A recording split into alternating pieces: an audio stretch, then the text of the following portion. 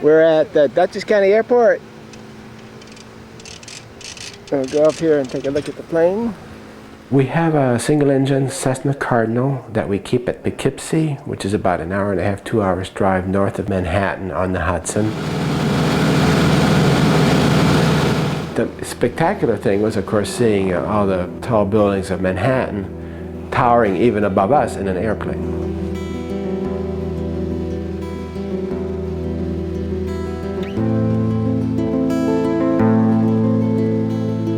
As a pilot, you're going to respect them because they are so high they can reach up and grab you. I mean, they're up in your space. You just can't put them out of your mind.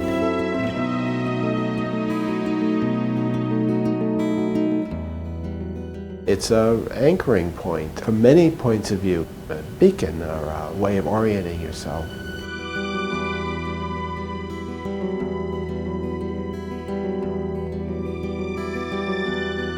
My name is Jennifer Spell. I grew up in Statesboro, Georgia. It's about 30 miles northwest of Savannah, Georgia.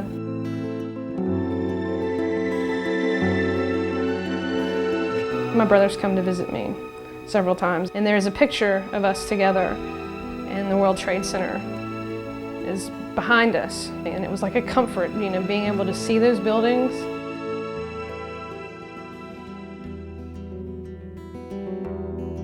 My name is Rob Santana. I'm a resident of Jersey City. I work in the post office, and I am also, I consider myself a filmmaker.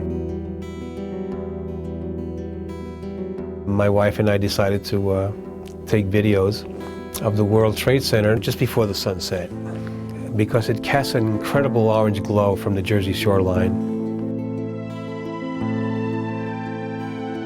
These two towers represented a certain stability in our city. Just the fact that we human beings are able to accomplish something like that.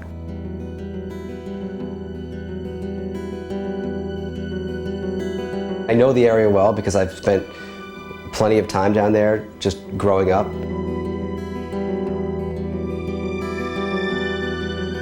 I've even been to the top of the World Trade Center, not even the observation deck, but the very top roof where you're not supposed to be.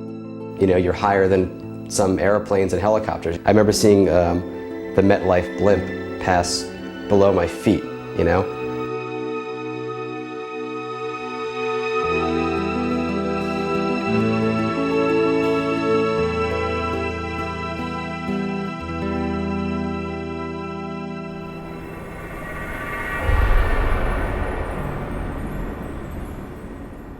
My mom passed away a few days before 9/11, and her funeral was on Monday, 9/10.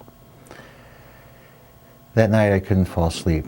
Finally fell asleep around 4 in the morning. September 11th is my birthday, so I took the day off from work. I got to work and I was working my normal day. It was a beautiful day. I was eating my cereal. And I was walking just down Fifth Avenue. I was doing my exercise, did 15 minutes of back exercises. My roommate called me that morning. She works on a trading floor for Bank of America, and they have 400 employees at the World Trade Center. And then the phone rings, my wife. And I hear on the answer machine, Peter, pick up the phone, pick up the phone, pick up the phone. I knew something was wrong. I saw a woman running down the street crying. I got out of bed, looked out the window, because I heard people screaming. And she was like, oh my gosh, turn on the TV. She was like, all the phone lines just went crazy here. A plane just flew into the World Trade Center.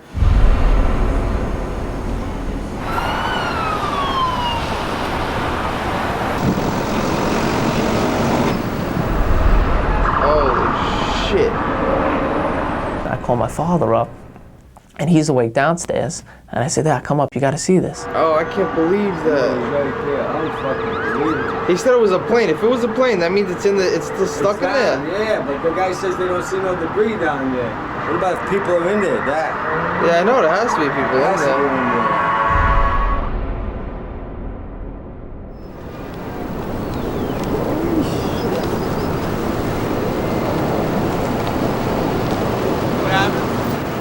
I live in Brooklyn, and that's my view. It's like people would come to visit, I'm like, oh, look at my view, isn't it nice? But having my camera was actually very comforting to me because I was all alone and all my friends are in the city, and it was like gave me something to do. So I'm like, no, calm down, it was probably an accident. Probably a plane just hit it. He's like, no, that's no accident. No plane would hit it. No pilot would go into it. They would go into the water. What happens if the building falls now? The top of the building, yeah. Damages. I don't know if that could fall. That's something you never want to see. Never. How do you put a fire out that high? That's a good question, man. They got to go up the World Trade Center.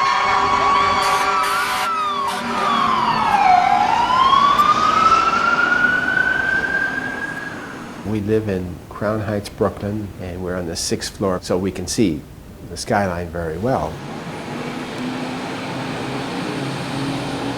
I was thinking some idiot crashed into the side of the building, you know, wonder if the Federal Aviation Administration is going to start restricting that air route or something. So I was thinking kind of selfishly from a pilot's point of view.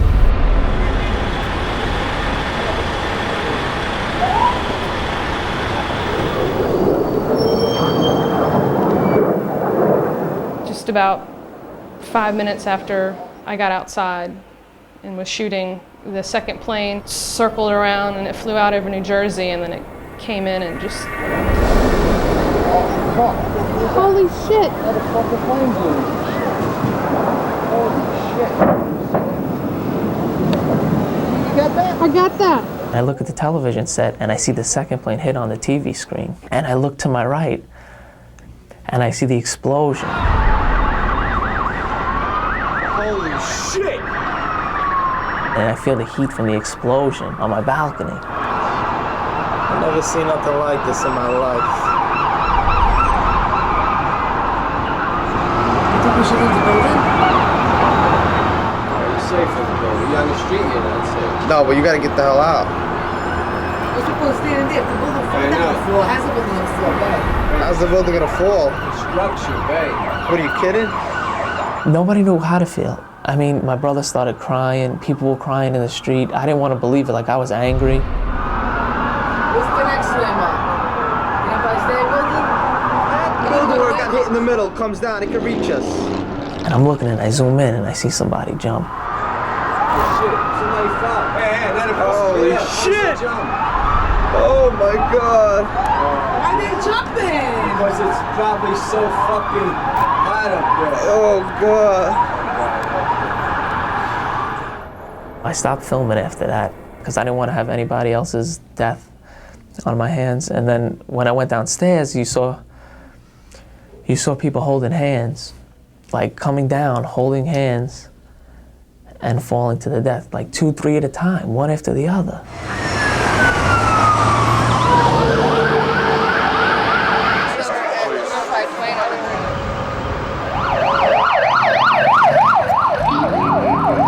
I live on Maiden Lane, about 5 blocks due east of the Trade Center. I mean, I wasn't thinking about making a film. I just happened to be there, and it was history in the making.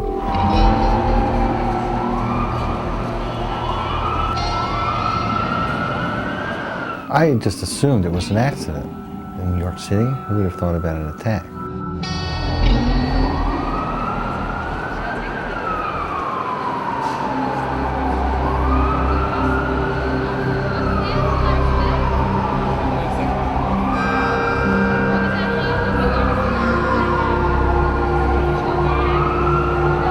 People were just forlorn, sad, confused.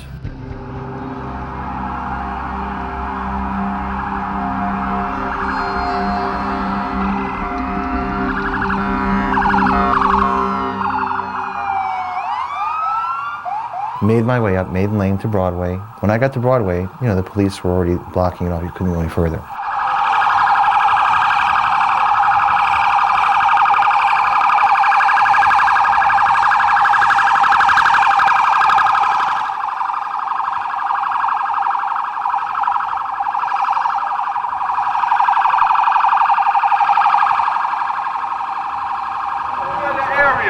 Federal Reserve employees, go back in the building. All Federal Reserve employees, go back to the building, please. Federal Reserve employees, back to the building, please. Normally, if I'm working on a documentary, I know what I'm doing. I came with a reason, a purpose. I was just as confused and dumbfounded as everyone. I just happened to have a camera and I knew how to use it.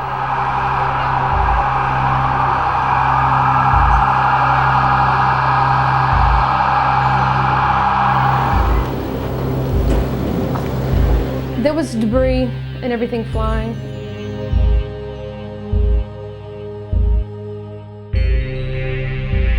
I couldn't believe it, that all these papers flew to Brooklyn. You know, these company logos, I got some stuff from Kenner Fitzgerald. And I was just thinking, like, these people that were there amongst these papers, you know, they're probably running for their lives right now, or you know, or they just like perished immediately.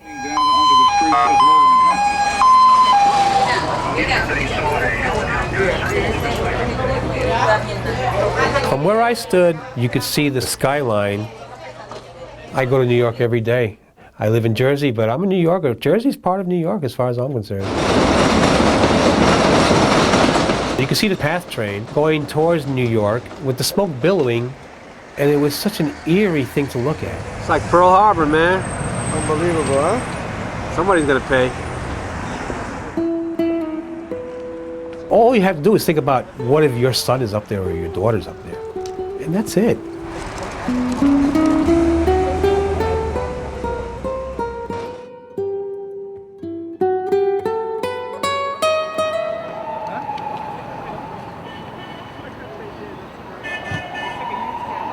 The sound haunts me.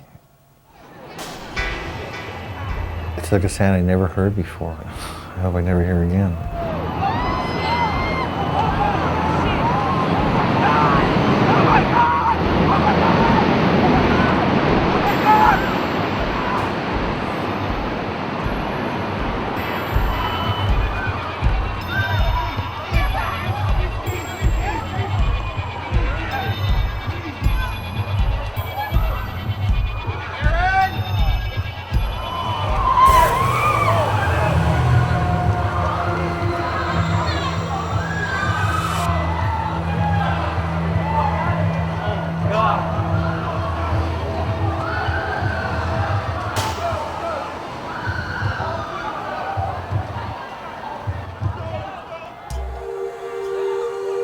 I heard the rush of wind that was coming out of the building as it was compressing down.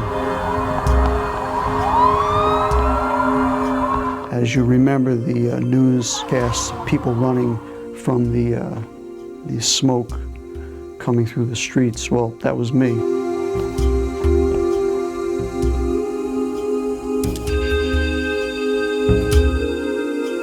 I had never seen anything like this smoke wave.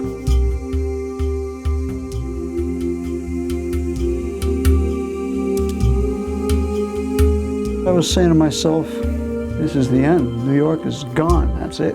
This place is going to be a ghost town.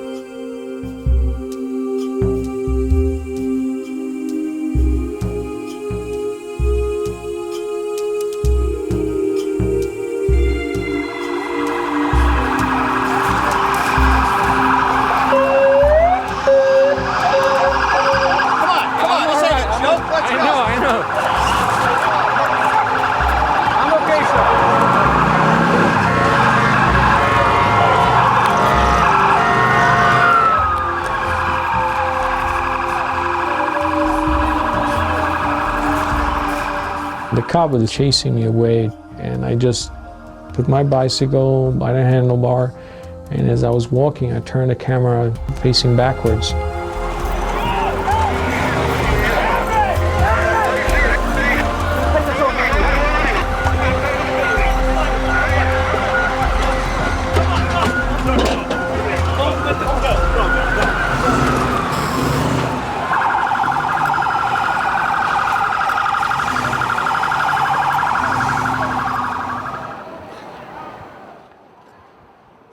Everyone was gone by then. Everyone had ran before I did.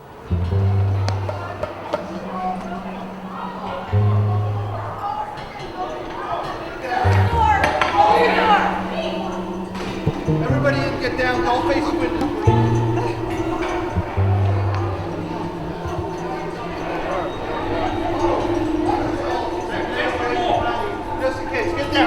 Get down. Get down. Just sit down. Sit down. Is there water about you open it for? We got water. Okay. Is there a fountain or anything open here?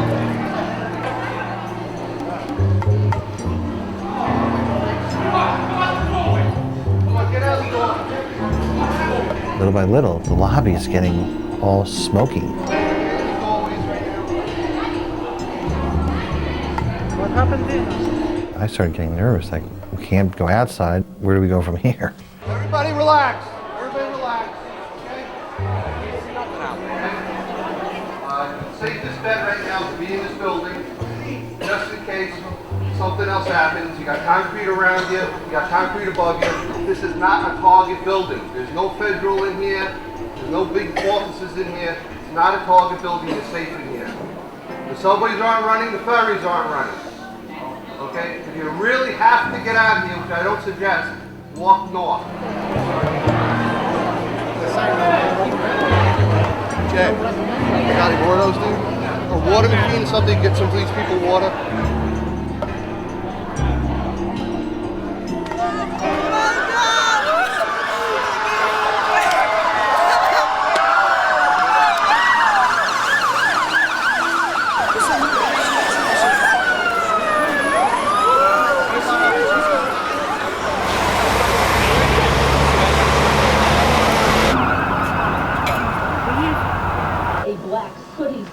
The city looks like it is in ruins. Again, it does appear that the second tower of the World Trade Center has collapsed. It's like two people inside me. One horrified, the other one fascinated.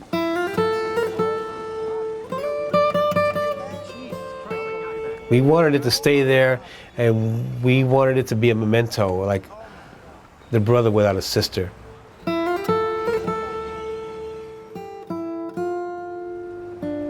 But we kind of had an idea that the second one would crash too.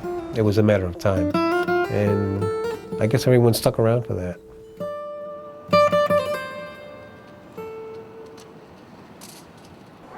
Finally, the police instructed everyone to leave the lobby and get out of the neighborhood on foot.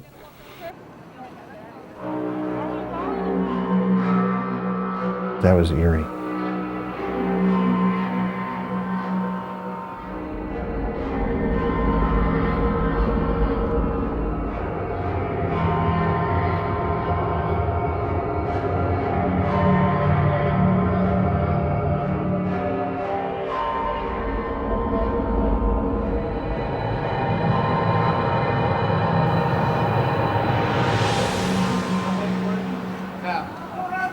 People started emerging from a subway exit. I don't even know where the hell am I. Which way is uptown?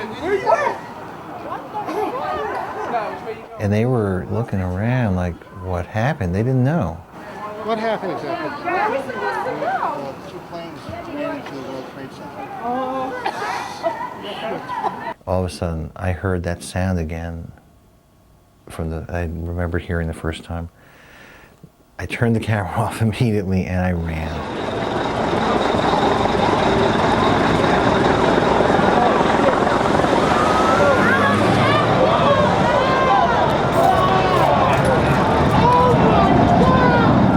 I captured the second building falling. I remember exactly where we were. Right in the middle of the street of 7th Avenue, right in front of Great Papayas. There it went, Brian. That was it. That was the second one. That was number 2. I was supposed to be in the building. I was supposed to be there. I made deliveries to Morgan Stanley and Dean Witter, which was one of our biggest clients on a daily morning basis.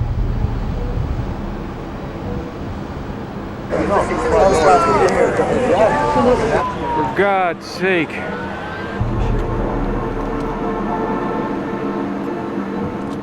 After the second building, I couldn't believe it. It just, within moments, it was pitch black.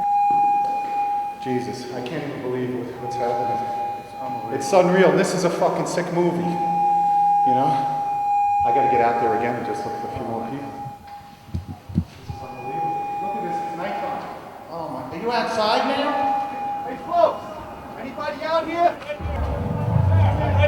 Oh my God. Hey guys, get in the building over here. Oh my God. This lobby's open. Thank you. Right here, come towards me. Come towards my door.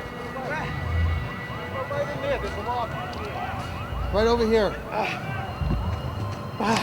Right over here. Right over here.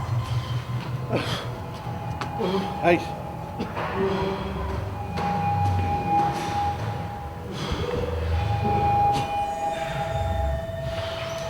There's water over there. Which way is it? Which way to go? What? Which way? This way or this way? Don't go anywhere. Just stay here. Is there water or anything? Sorry? Is there water? There's a pool of water.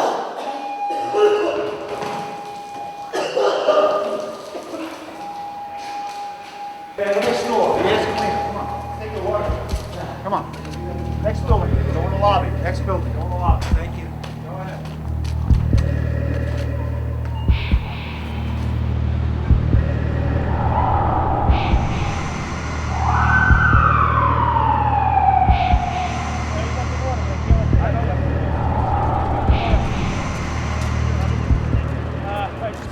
Yeah, here's one of the guys who can tell you I'm okay, all right? Here, hold on. You want to call your mother or something? Supposed to be right now. You gotta get back from here. You know that. You gotta get back. All right, don't worry about me. You need to make calls right now. All right, let's go. Here, I got it. Use this card, man. And a large plume of black smoke going up here on West Broadway and Chambers Street.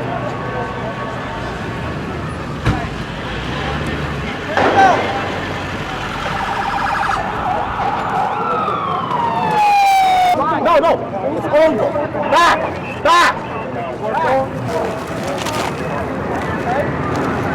There is no subway service. The transit authority said that everything is shut down by order of NYPD. That is what I got. We have lost everything. Nothing is moving in or out of the city. All subway service is dead. We are out of business as of right now. Until further notice. Do they have an idea of when it's going to resume, or like until that smoke clears up, until the structure is safe, there is nothing moving. Okay. I found out over the radio it was a commercial airliner that hit that building. Everybody that was on that plane is dead. We don't know how many people are dead in the World Trade Center.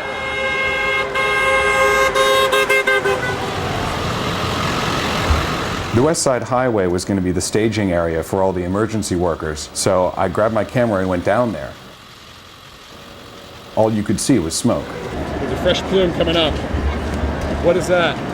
And then, in a way that's difficult to describe, it occurs to you, I don't think there are any buildings there.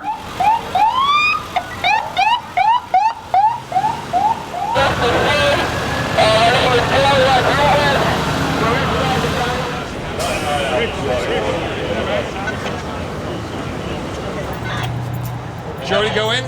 What? Did you go in? I was there, yeah. Are you going back? My job.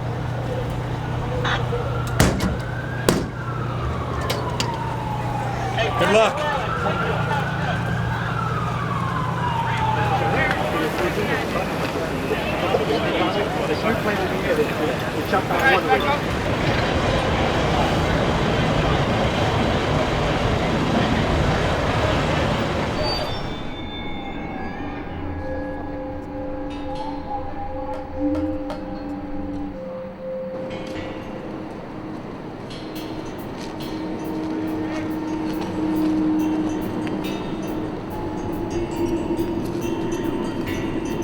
Door open? That's more than one in the hospital down there. Yeah, don't walk this way, guys. we want to go to the bridge, no? What, the bridge? Brooklyn walk Bridge? You over want to the walk the bridge. Brooklyn Bridge? Let's Go down as far as you can and then go across. What's over here? All right, we'll lock up everything, don't worry about it. We'll double this. Be careful, be safe, all right? I got the key. You want me to lock that door? No, don't lock it. No. Fire department's moving all over the freaking place, all right? All right, be safe, guys. Which way is north and south? Which way you want to go? East, south, seaport. It's like follow these people. They're going to the Brooklyn Bridge, then Southeast Seaport is right past it. Right straight. Broadway, huh? Yeah, you're on Broadway. Straight down, as far as you can go. You get South Street, So and then that's north. this is north. This is south. Yeah, follow them right down. They want you to-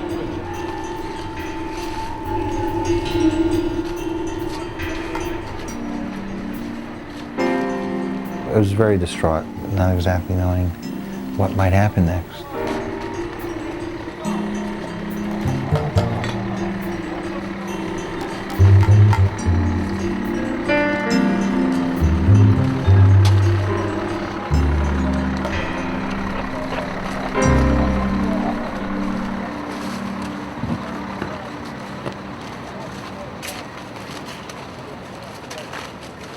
I was walking right along Broadway and Wall. I actually pointed my camera towards the sun, and you know, ordinarily it would burn out the picture, but it didn't.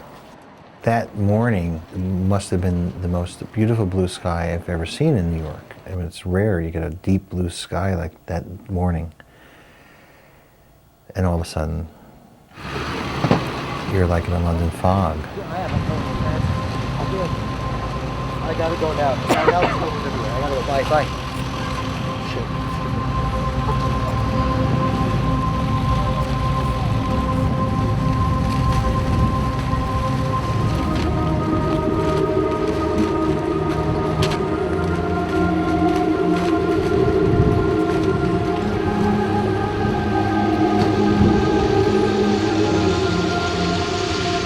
As I made my way east, back towards my home, there was this whoosh, you know, this wind, I guess the heat or something pushing, you know, the air.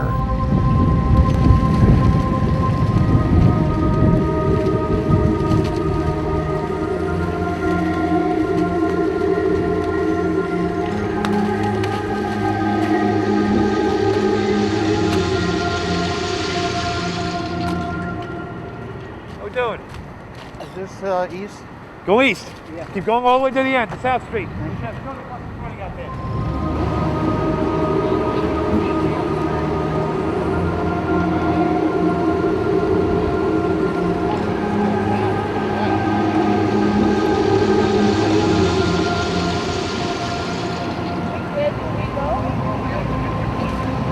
Where do we go? This way? Okay. Where's this shit coming? Yeah, it gets better as you walk further out. It's funny because everyone seemed very calm.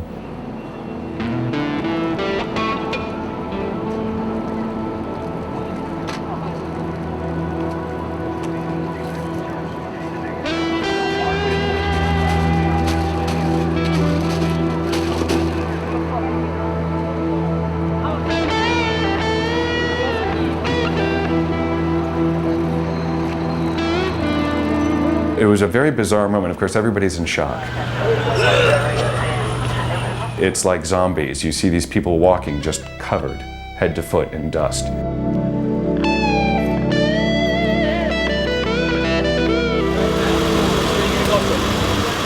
just got to get out. I'm getting him out of here. He was in the collapse. He got buried.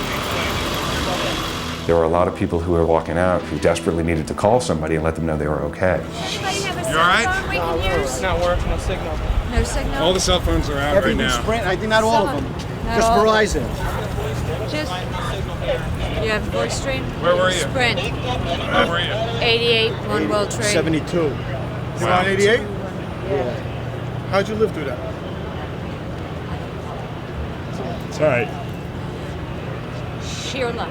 We were on 20th floor? 21, and you know, all of we were looking out the window, we were getting our air because it was a clear floor, and then all of a sudden, boom, and then we just hightailed out of there, went in one stairway, was full of smoke, got down, still was just meandering out of there, looked up, we saw one down, we saw two down, and we saw the vista take, you know, gouged, and then all of a sudden the tower came down on one, went into a building, everybody was running, firemen, everybody, we just hightailed it, asses and elbows, and then all of a sudden, you know, we look up and there's no towers no more. Is there anybody you need to call? Yeah, you got a phone that works on it. 631. Fans are starting to shake now. Yes. I'm gonna be a good boy tonight. Just press talk. You got a phone that works? I don't know. He's gonna try. Yes, it does.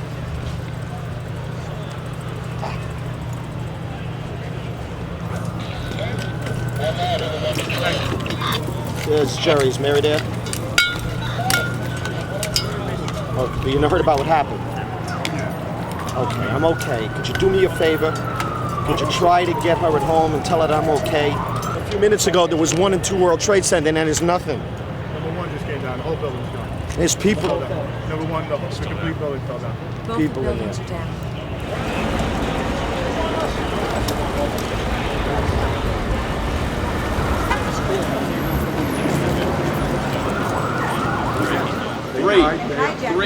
3 passing Really? planes. 2 here and 1 in Chicago. No, in all, there was 7. 7 planes? Yeah, there was 1 in San Francisco, there was 2 here, that was, I think, 3 in Washington. And there was another one somewhere else from what I hear. And they shot down one of them over Washington.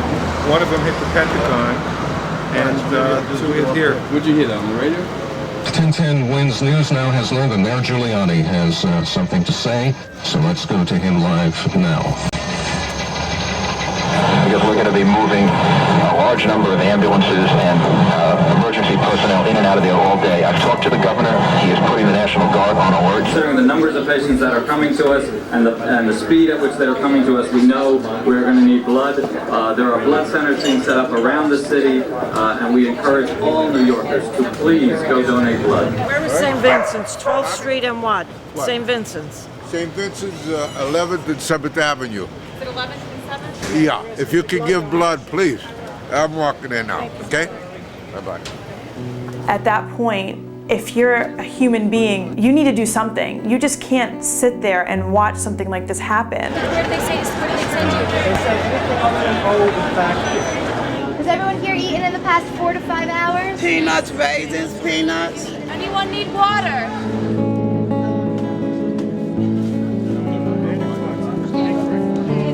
14th Street, Union Square. I don't know, we were just sent down here from Bellevue. Down here from Bellevue. Is there anything else that we can do? Donate. Definitely stick around and donate. Hey, anybody that came with the union have O negative blood? Oh, come here. Anybody with O negative blood from the union, they need you right now. It's a doctor asked me to ask. You got a problem with that? Speak to that lady right there.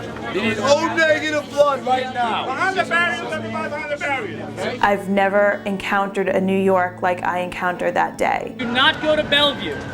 Beth Israel on 1st Avenue between 16th and 17th.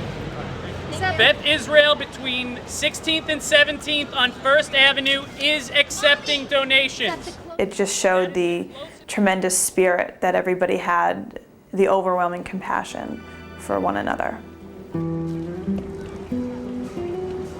It's weird, you do feel a little bit predatory because I said, what am I doing here? I have no business filming this stuff. I want to get back, I want to get home, I want to call my family. But at the same time, the attitude I adopted early on was to say, look, this is something that needs to be recorded. For whatever reasons, we want to make sure that no one ever forgets this. You can't wrap your head around what you're looking at, so you just film it.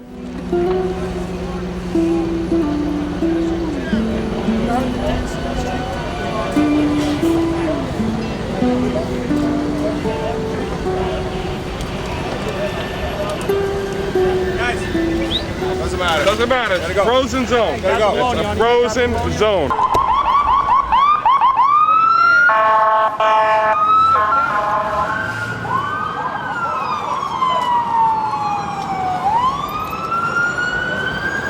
Gotta keep walking, guys.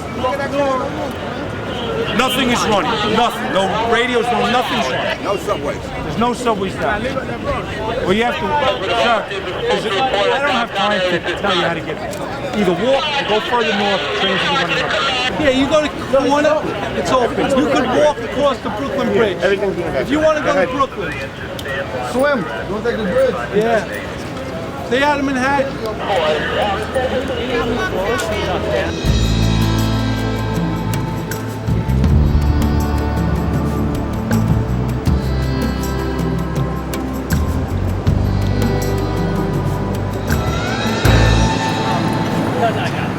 It's going to be a dark night.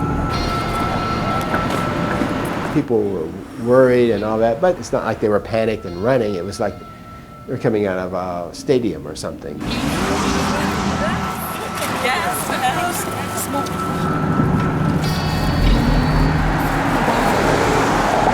I I didn't feel nervous. It was more like, okay, this is what they have. Fine, you know, we can handle this.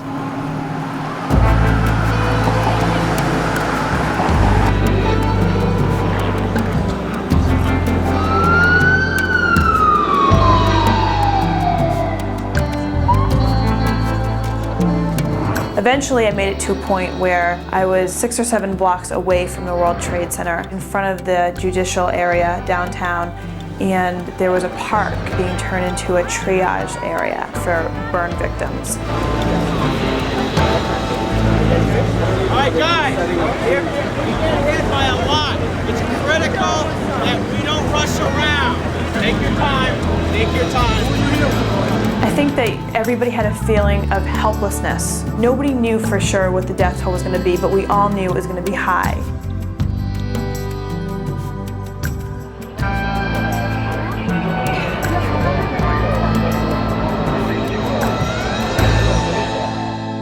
I heard this banging, this hollow banging.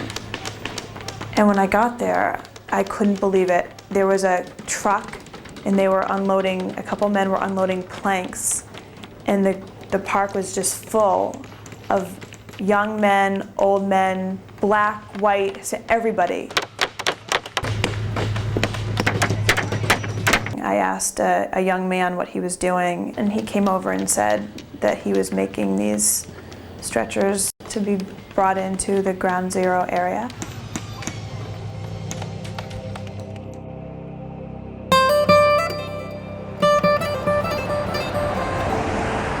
This is usually where thousands and thousands of people go by. You wouldn't believe that it's almost 7 o'clock in Midtown Manhattan. It was like a dream state. You almost had to put yourself in check. Was this a bad dream? Did this really happen? You know, you almost want to drop what you're doing and run out your front door and look up and see if it's still there. I used to stand here as a child and be able to see the World Trade Center every day.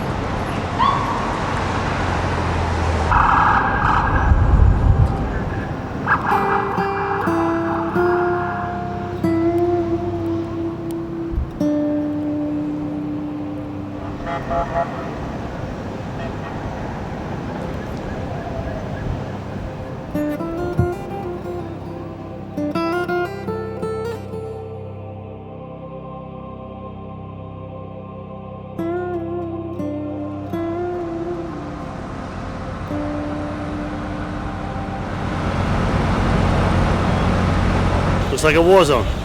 All the steel from the building, all the facade from the building, there's papers everywhere. You know, it's devastating, very devastating.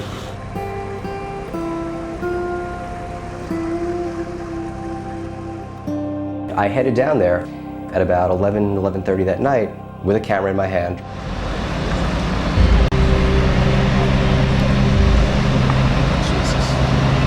Literally just walked past cops, past all this military security, and within about 10 minutes found myself right in the middle of Ground Zero.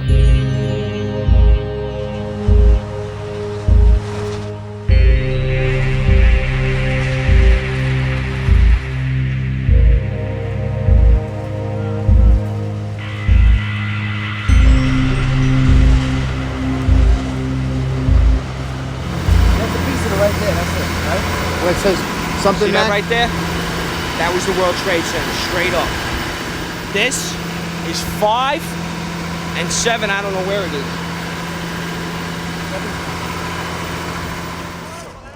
My ankles were in like what seemed like a foot of ash.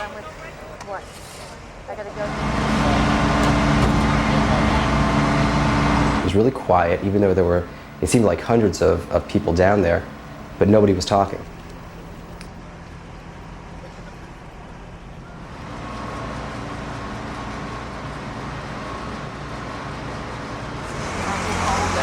Thousands of people buried down there. A couple hundred firemen, a couple hundred cops.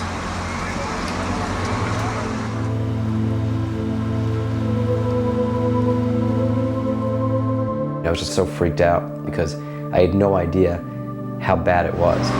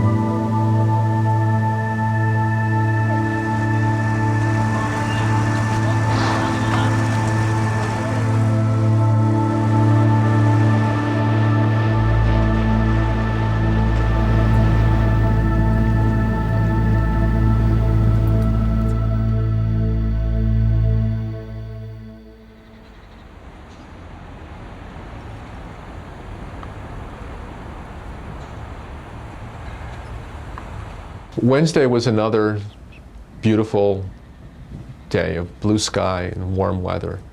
And the first thing I did was shoot the scene.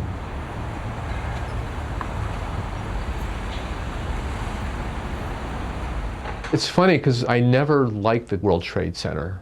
I always thought, from a political point of view, that these two buildings represented, what I thought was evil about the economic system in terms of its relationship to poor people around the world. But then I biked over the bridge and found myself in Chinatown. And bicycled past this firehouse, and there was this fire truck that was pulled out of the wreckage.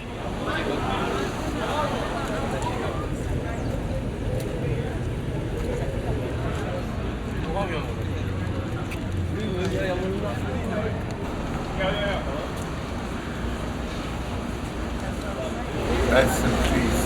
Gaga. Fireman got killed. And that was the first time where I was really emotionally confronted with what this is. Not in a political sense, but in a very personal sense. Because here's the evidence, here's the actual rubble, here's the ash of people.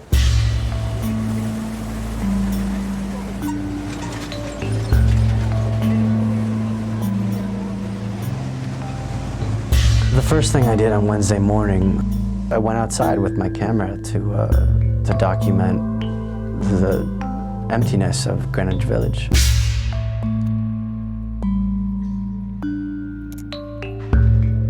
People were still there. There was just no automotive traffic, no cars, no buses, which was the strange thing.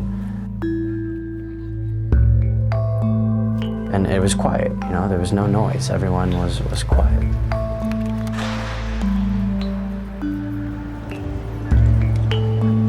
I was definitely in shock.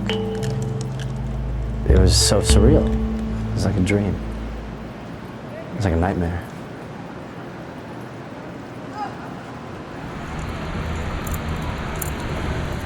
I biked, this must have been like 6 blocks to the north to another street called Houston.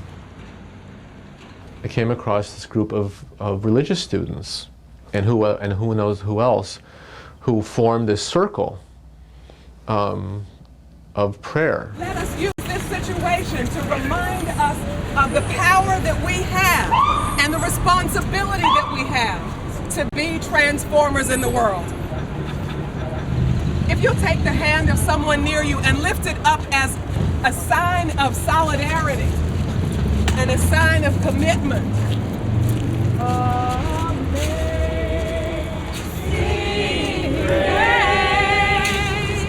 How sweet the sound that saved a wretch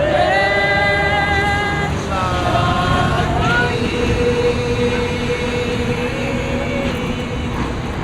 I once was lost, but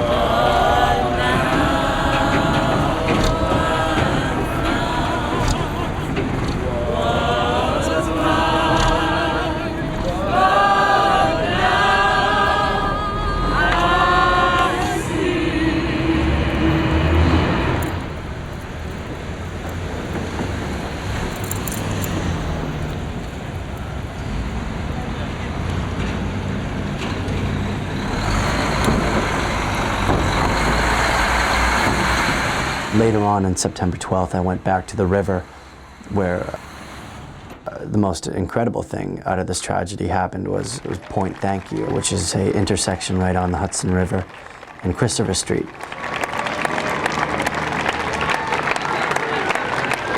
And it was there that a whole bunch of people assembled to cheer on the rescue workers and the firemen and the cops and everyone else who were traveling back and forth between Ground Zero and Chelsea Piers, which was their base of operations.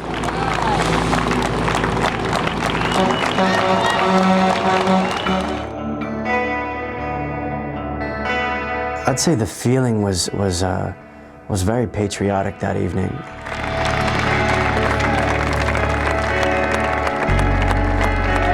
But more so of New Yorkers coming together.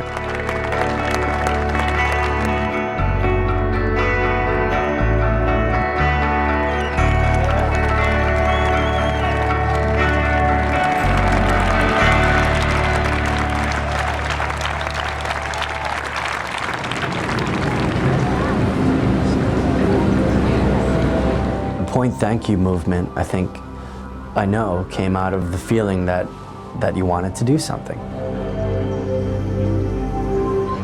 All these people like me who felt that they needed to contribute in the rescue effort, and that was the only way the majority of us could.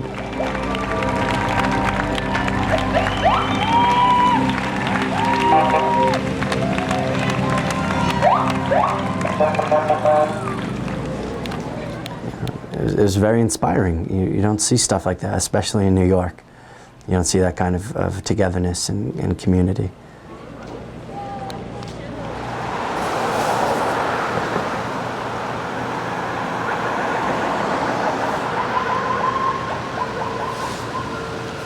On September 12th, it was pretty quiet. Quieter than I had ever seen New York, and in my short experience here.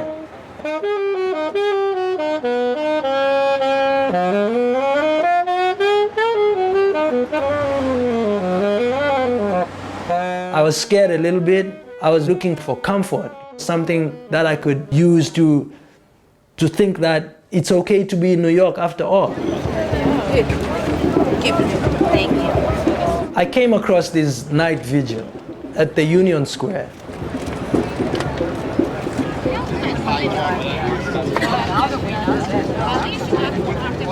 I think that people were tired from watching the news all day, and they thought, well, I gotta go find somebody that can give me some hope.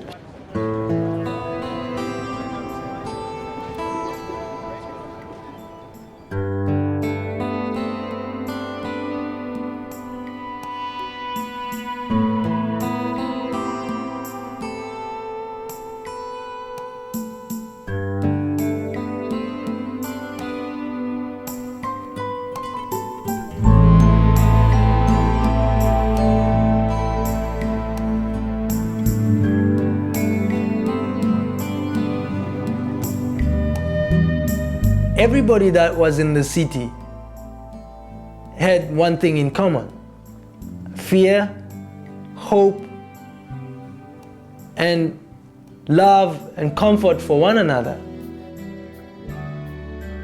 So I felt part of New York at the time. I felt like I was part of it.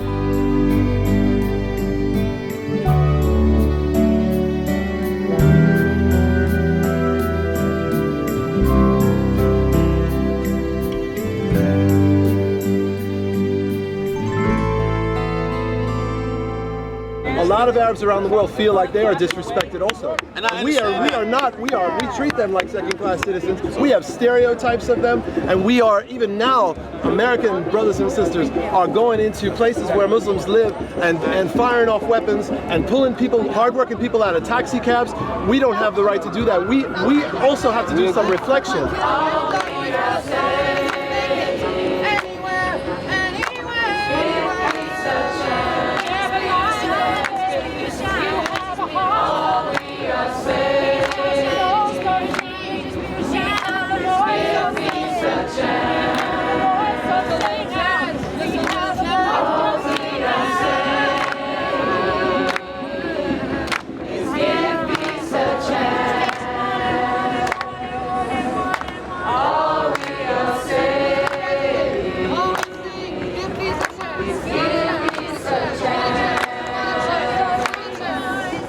When you fight against somebody that has nothing to lose, you can't can win. Well, when you destroy for 2 generations, you prevent Palestinians from having an education, and you prevent them from having a normal life, and then they turn around and they start acting crazy. When they start acting crazy, then don't tell me that you've tried peace. The only reason that any peace has been tried is by pressure from the United States and pressure from Europe. People were just perplexed, talking and debating about the issue and letting their frustration come out and looking in each other's eyes for some kind of support. And they came out to a park to do that. I got that feeling that this is not the end of the world after all. If New Yorkers are taking it with such strength, I mean, I only could draw comfort from that. What better way to express how people feel in this time, that they are giving each other light in this time of darkness.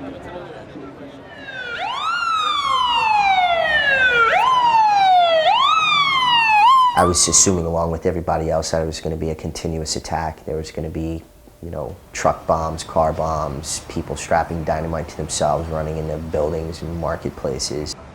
Let's show how we're prepared for World War III, Midtown Manhattan.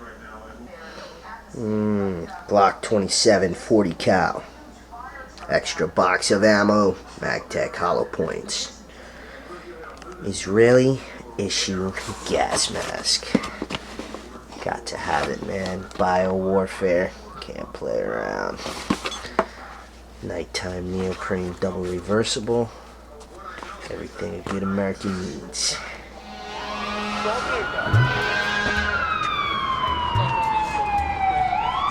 I live 5 blocks away from the Empire State Building, and Wednesday evening they had the bomb scare.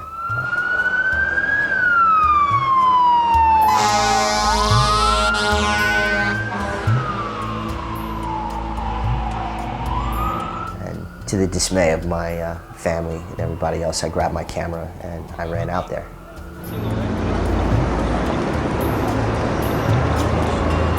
We were working late. My fiancée called me on the phone and said, there's a bomb scare at the Empire State Building.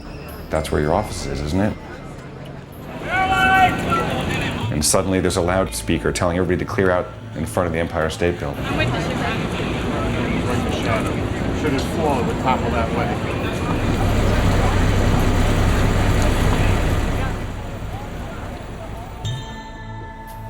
It was scary. You know, here I am looking at the pinnacle of New York, you know, one of our biggest, baddest buildings. It's been around forever, and you know, is it going to blow up?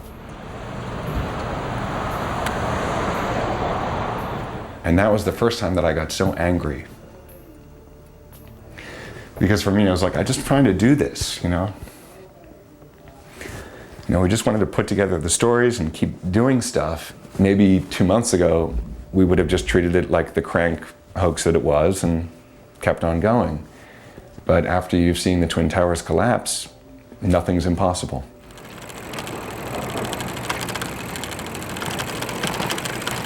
The second day I was there, I just walked through my bicycle, my camera.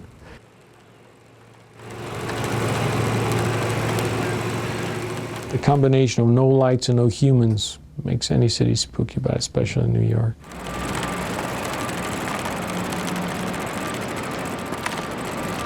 I do have a friend that has an apartment around that area, that maybe a block away from the Twin Towers.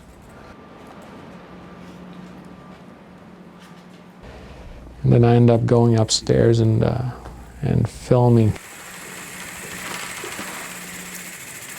As I went up climbing on top of the roof, I was shooting from above, maybe 15th floor or something like that.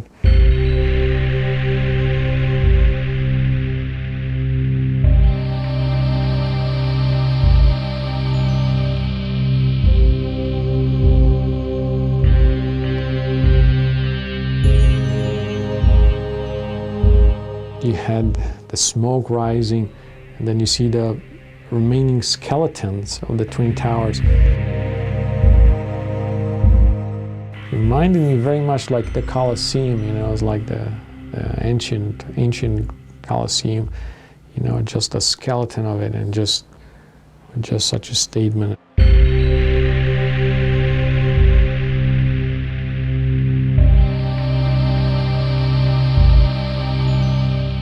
You could actually see flashlights going through, so as firemen were able to go in there, and they were looking in the collapsed part of the building.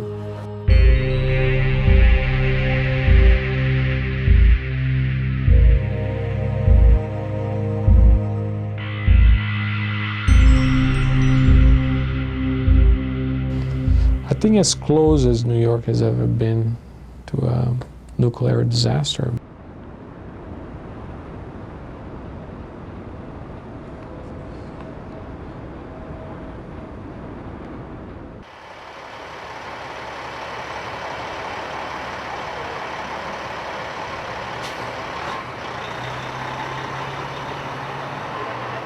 On Thursday, it was all still sinking in. I couldn't think of more than what was happening the next moment.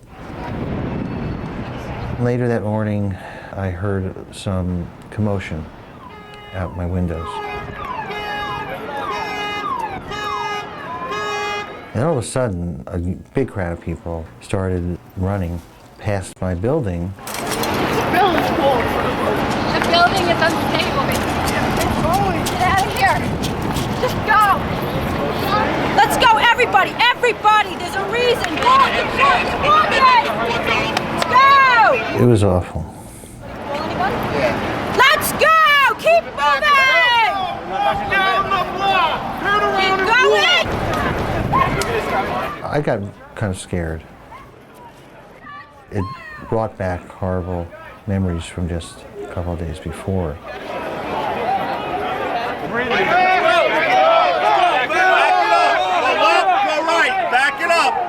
It's like, oh my God, how can this happen again? Is this going to stop? Back it up, please! Back it up, please! Back it up! After a couple of hours of standing around, and they established the building was safe. I got nothing. I walked to his apartment. I walked to his apartment because I was thinking it's Best Western and the power went out. I was chatting on the corner with some people, you know, just people you don't know, all of a sudden you got into conversations with. It was very unusual. It's not typical New York. All right, let's try this. A little sparrow got right in the middle of our conversation on the ground. I don't know if he can fly or not. I think maybe it's disoriented. First I thought it's injured. Then I looked closer, it didn't seem injured. It just looked completely dazed and confused. Catch you later. All right. Where do you live? It's as if even the birds joined our little group of disoriented New Yorkers.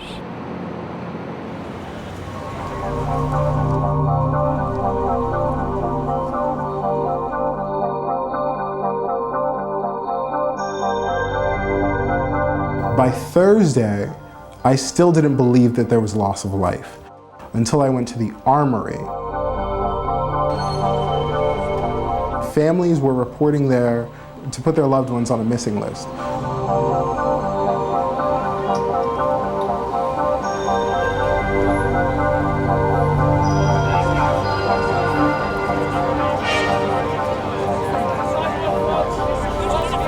No one had really connected victims with the images of the towers falling because you didn't connect faces yet. You didn't connect names.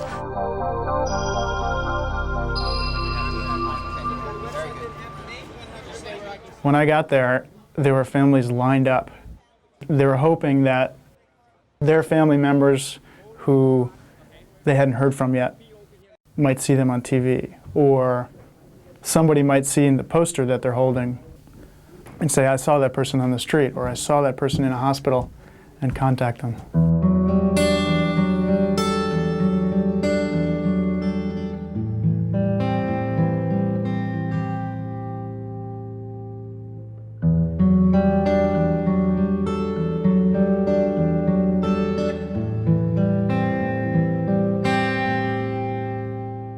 This is my partner, Wesley Mercer, who works for Morgan Stanley.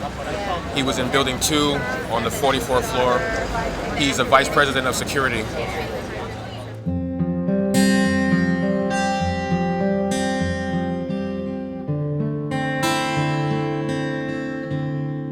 Wesley is a 25-year veteran of the Army. He's a real hard worker, and he's dedicated. And because he was the security officer, security vice president for Morgan Stanley, I know that he was one of the last people to try to get out of the building because he got most of his employees out. They have called me and have been calling to see if he made it home all day Tuesday. When I shot this footage, there were 3 people in my life who were still missing. So at the time I was going through this as well and having the same questions that these people were having. I believe that there are people buried in the lower floors and concourse of the Trade Center that they haven't gotten to yet because of all the debris. And because of his 25-year military experience, if he is inside and injured, I think that he's the type of person that would go into military mode and try to survive. He was the top floor. He's my older nephew. You haven't heard from 107 floor anybody? No.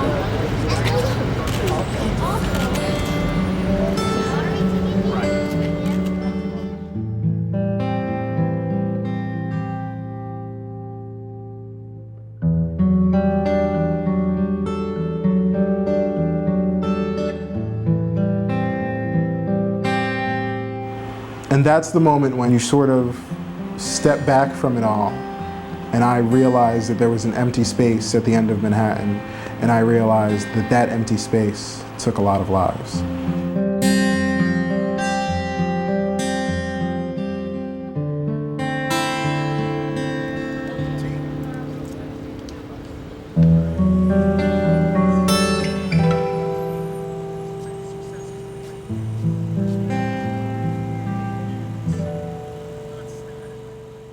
It was a shared story.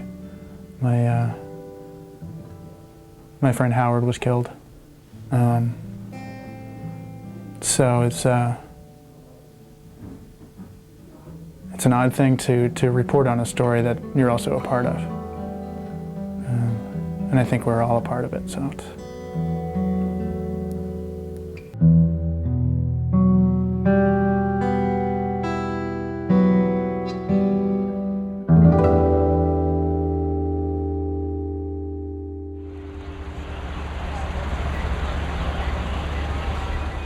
I got it in me that I was going and nothing was going to stop me.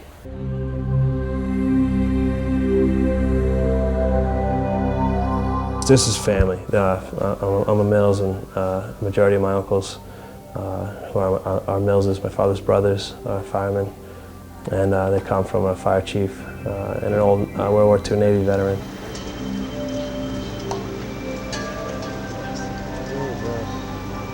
I was standing next to a bunch of firemen, and I said, "Hey, you wouldn't be offended if I broke out my video camera right now, if I started recording a couple things." And they didn't seem to mind. I guess they'd been through too much to even bother with something so trivial.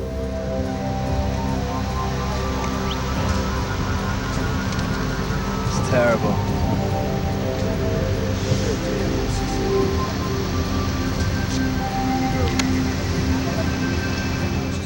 The look on so many firemen's faces is like an orphan that lost a family, just dumbfounded.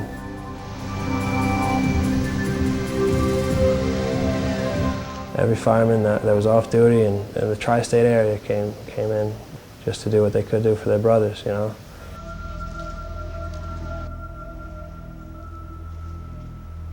I was listening to these guys tell stories about their brother being in there, and you know, in searching for his brother, he flipped this woman over thinking he found somebody, and the whole front of her was rotted.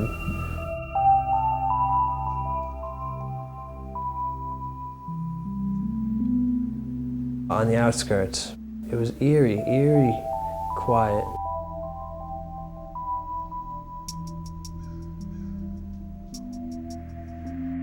It was not New York City every day, you know, it was It was almost like a ghost town.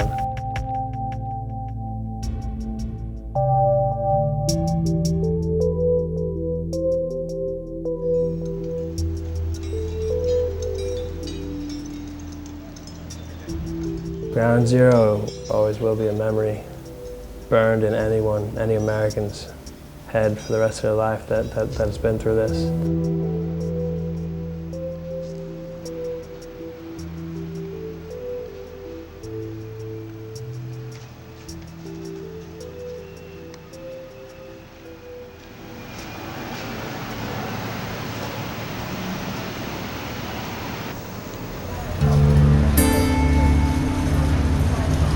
Uptown, where I live near Lincoln Center, you couldn't tell that many differences. In general, it seemed like everyone was continuing to live their lives. People walking all over the street and joggers running in Central Park. And I was there with my best friend and we were saying, this is our entire lives. You know, everyone I've ever known and everyone who I've ever met lives in Manhattan. And so I kind of went out and just brought my camera, and I really wanted to capture the things actually that weren't necessarily so normal. Everywhere there were small signs that things had changed and that people had changed. The flags were immediately and most vividly the symbol that people used to show their support. But something I realized by videotaping the city was what the flag really meant to everybody. It was the one way where every single person who so desperately wanted to show the emotion they were feeling, especially when there wasn't an opportunity to volunteer or donate, and that horrible frustration, the one thing you could do was put up a flag, wear a flag. The man with a hat.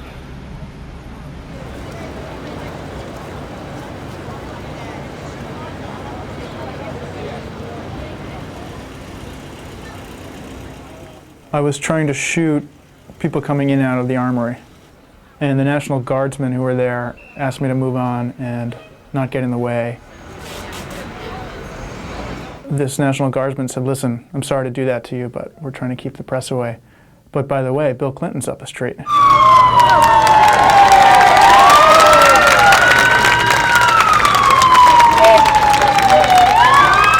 There was a feeling in the crowd that people were glad that Bill Clinton was there. This is still 2 days later, just 2 days. But there's a need to see someone with that stature out on the street. Mr. Clinton, should we invade Afghanistan? We should wait till the president tells us what the investigation says, and then what should be done. He'll do the right thing. We should follow.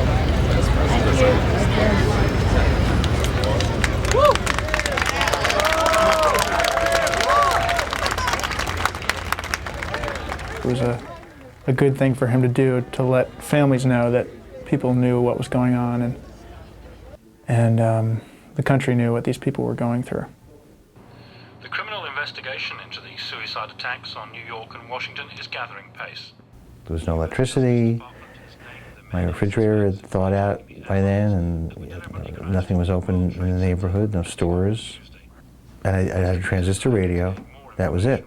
Later that evening on Thursday, I was looking out the window of my neighbor's apartment and one of the checkpoints that had just been recently set up there. Is it dusty out here? When I first saw the National Guard arrive in large numbers, I was like, wow, this is just hard to believe.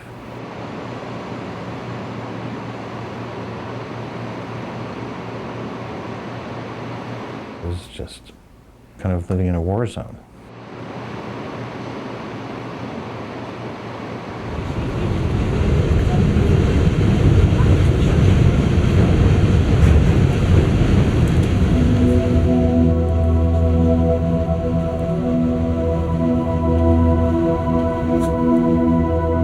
Friday rained, and the rain, everyone will tell you, was so symbolic, because I mean, I think by Friday everyone just sort of felt beat.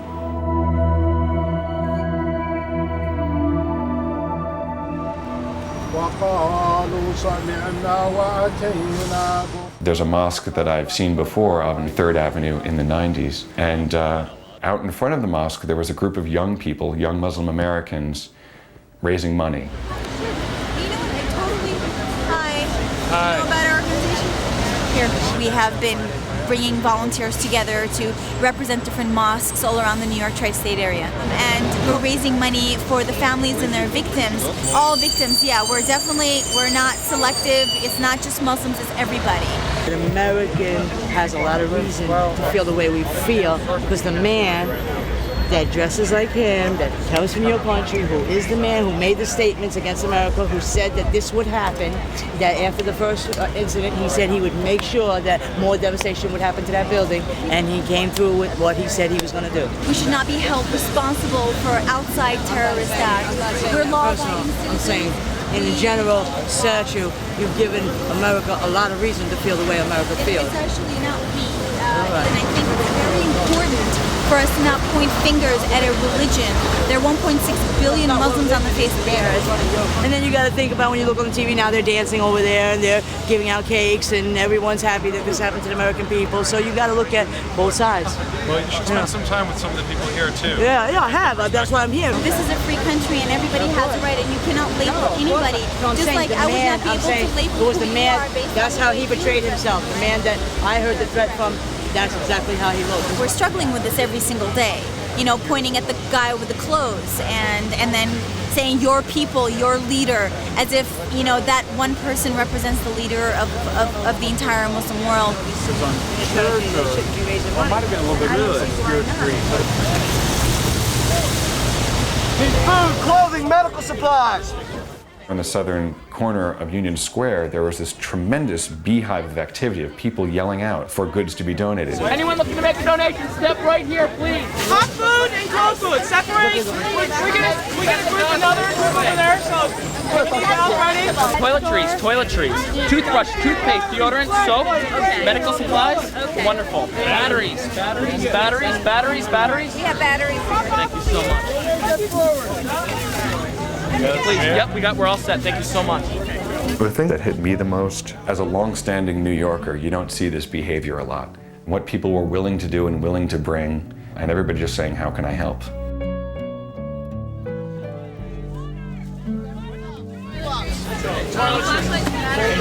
Flashlights and batteries. Toiletries. Who's taking the town? We're pulling them random cars. FedEx truck just pulled up, filled up, went off. Pick it up. You got a van? Yeah. Okay, great. We have a truck. Yee! We have a truck here. 34th and 12th. 34th and 12th, the Javits Center. It's the parking lot near. Thanks. Leather or heavy cotton gloves. One girl got into her car to drive a bunch of supplies over, so I hopped in the car with her. Can I hitch a ride with you over there? Yeah. Is there room? Yeah. Sorry, thanks. She's an NYU student and just wanted to help like everybody else. She'd gotten her parents' car and drove it back into Manhattan so that she could ferry stuff back and forth. I got supplies for Javits. Thank you. I don't have much materially to offer other than my time in my car. We got close to the Javits Center and there's probably about 3 blocks worth of cars just waiting, lined up to deliver stuff. So I got out of the car, said thank you to her, and walked the rest of the way, and it was just mountains and mountains of stuff. What's that? Alcohol? Just take it all out. Just need extra bags to put in there. All right. Do you need any more? No, I'll be here. Cool. Yeah. This is from a catering company. They just wheeled it down here. It's got goat cheese salad and fruit salad and like gourmet foods for the firefighters. It's amazing. Those are cold pastas. Yeah, I'm just thinking because we're bringing food over to the volunteers on the other side. Right. So if you want to take some fruit salads and some of this. Yeah, what's this here? That's rice and beans. Okay, cool. It's so odd because it's like, it was the Salvation Army, now it's just kind of like everybody. People are thinking of these incredible things. People coming, someone came with a bunch of McDonald's and people came over and was like, are those McDonald's fries? Like these firefighters that look like they've been through hell, like, McDonald's? There was one firefighter with a popsicle in one hand and a peanut butter and jelly sandwich in the other hand. The guy must have been like 40. And he was just like, Thanks. Everybody's a family here. It's like I know all these people and I've never seen them before. I'm overwhelmed, I really am. I've been to disasters of different kinds before, but no one's ever been to anything like this. None of the same.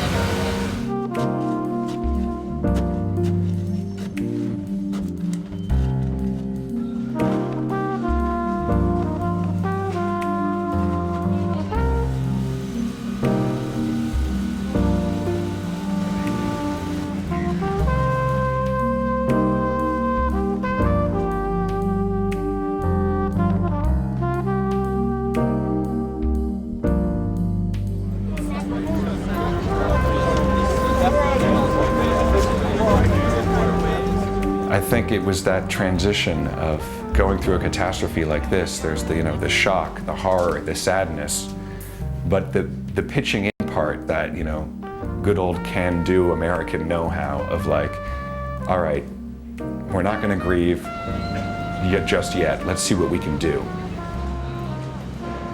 You ready for that? Just get ready for it. In that van right there, there'll be somebody with a handsome white shirt. Not dirty. There'll be the guy that'll tell you where to go. Thank you, man. All right, guys. Good luck.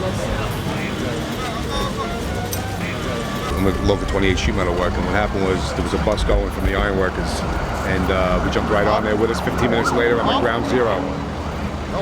15 minutes after that, I'm on top of building 7, just pulling out rubbish.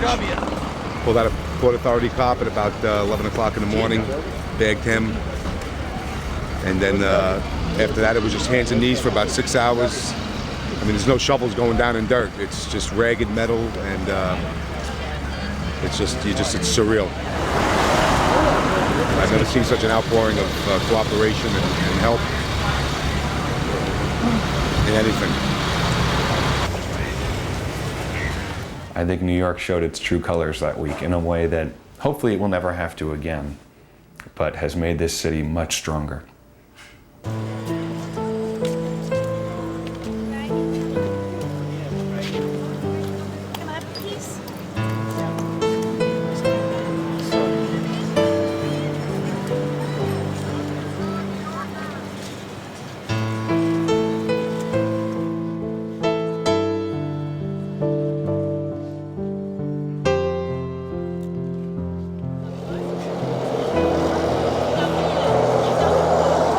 A woman wrote on the ground, "The American flag propagates violence." The second that I started to shoot it, a man yells out, "Have that dog defecate on that shit." No, have your dog piss on that, okay? Have your dog piss on that. Anybody have any more chalk? Piss on that piece of shit. Piss and defecate on that garbage.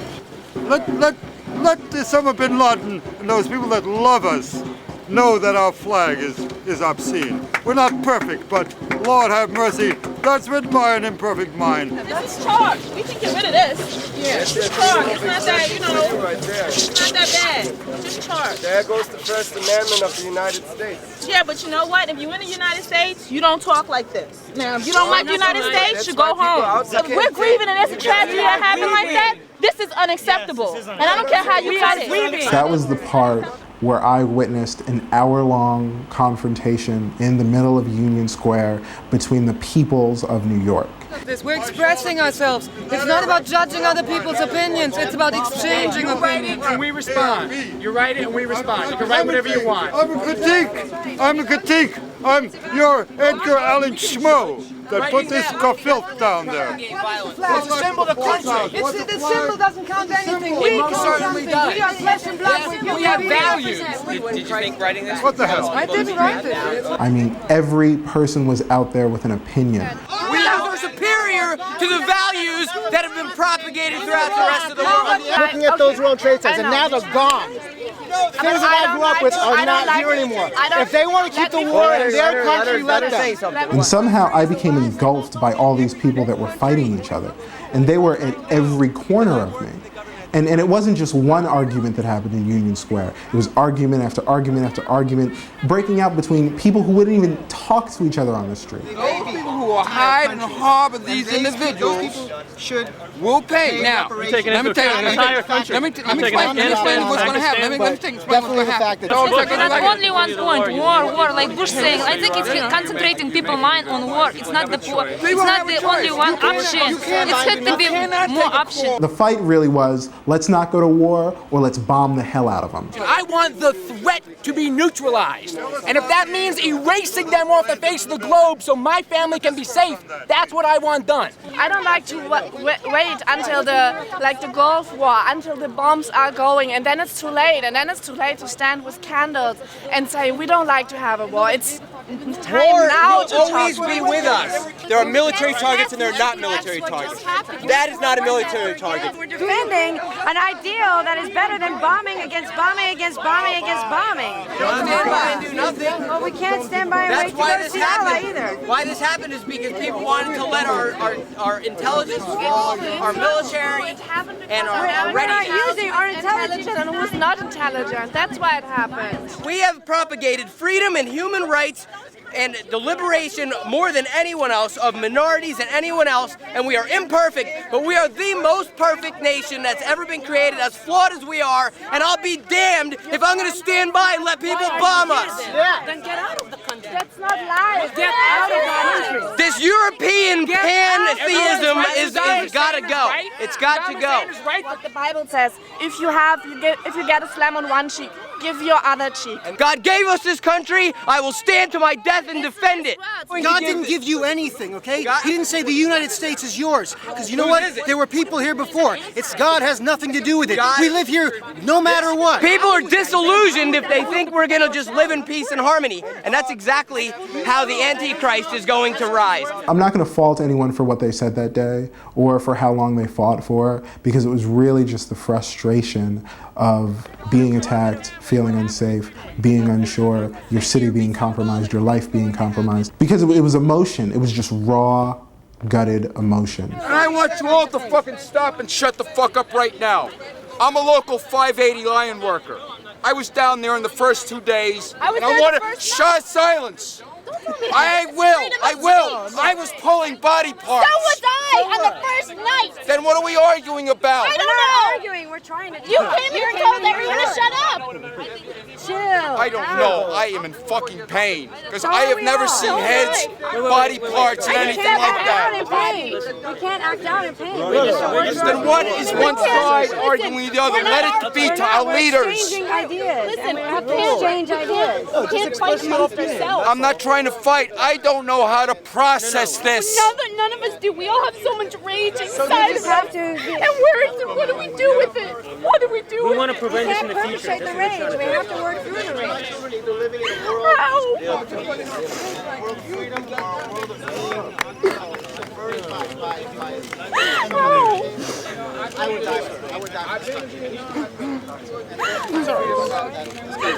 I'm sorry. I don't want to hurt anybody. I know. But what do we do with it? I don't know. There's so much emotion. It needs to be channeled somewhere. Or we're all going to kill each other. I mean, it's true. Why don't we stop arguing and start reflecting? That's what this war is about. No, we're arguing and then we're hugging. See? Argue, hug.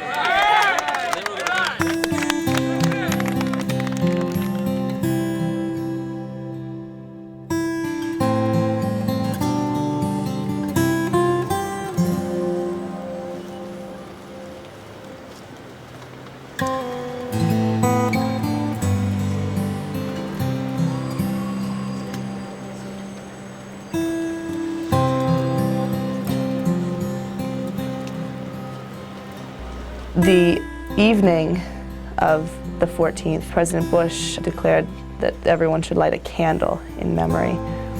That was something that my family was very eager to do, and there was a candlelight vigil at Lincoln Center.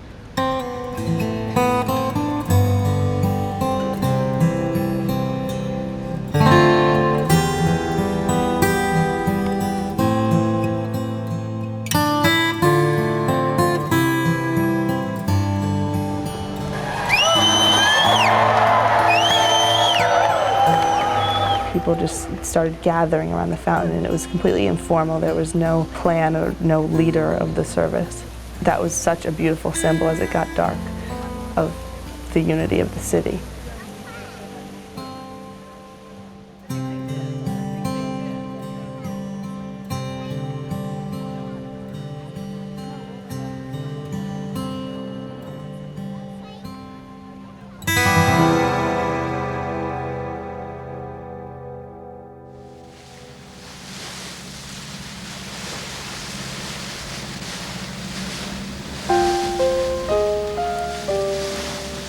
All of New York City on that Saturday, everyone was caring and helping and whatever they could do.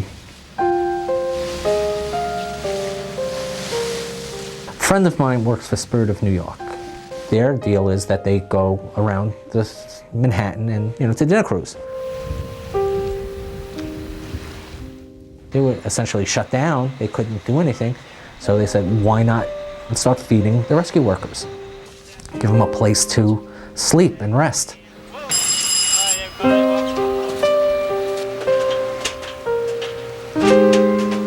I said to him, I want to help.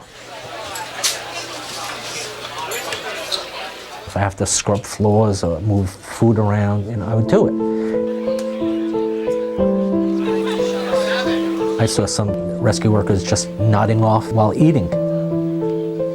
It was amazing. I mean, their bodies just said, we have to rest. The doctors called and said, we want to help. These are people who are standing, lifting beams and rocks and bending over. You all got the same problems. You all got a disc bulge in the low back. Evander Holyfield came down on that Saturday.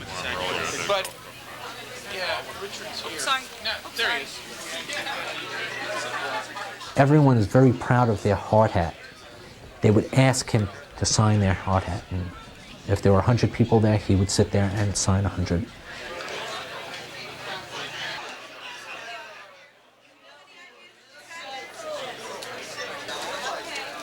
You didn't want to leave because, what you were doing was nothing compared to what the workers were out there doing.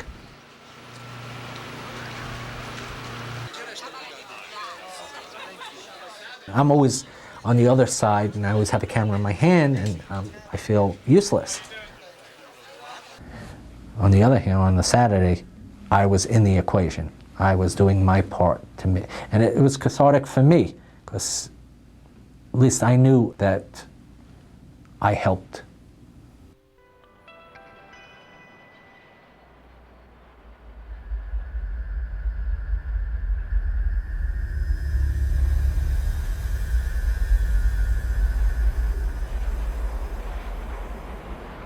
On the 15th, there was no easy place to walk once you got in there. You had to climb over window frames to get outside. With that destruction, the likelihood of pulling somebody out there alive is going to be slim. You never said that. You never said it to your friends, to your partners, to a civilian. You never said it, but you knew it in the back of your mind.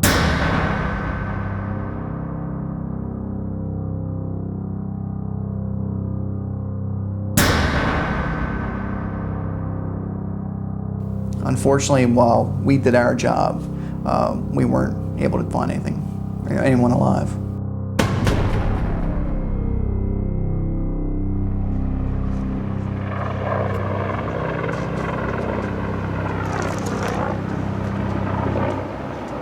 But there was a golden rule, and we were told this before we entered the building. They said that if you find a New York firefighter or a New York police officer, you don't touch the body. You don't move it. You stay with the body. You call one of the command staff. They come over, and New York City firefighters remove their own. That's the golden rule.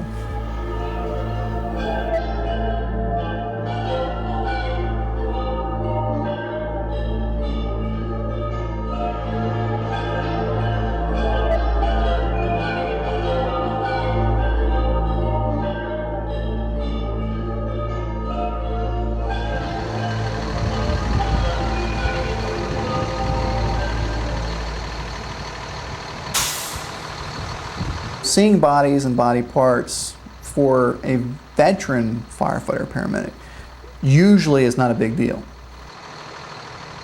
It is a big deal if it's 343 firefighters, and that's a problem.